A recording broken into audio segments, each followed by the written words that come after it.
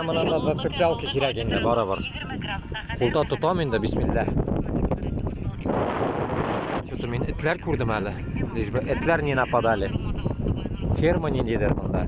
Фермер, айтам бит фермер мында. О, ағаштар мында. Мас енді. Закрытая территория. Çıkmaz şimdi. Надеюсь. О, опасные итлер. Ужас. Iki опасный эт онда, вообще ужас. Немецкие овчаркалар. Надеюсь, они не побегут за мной.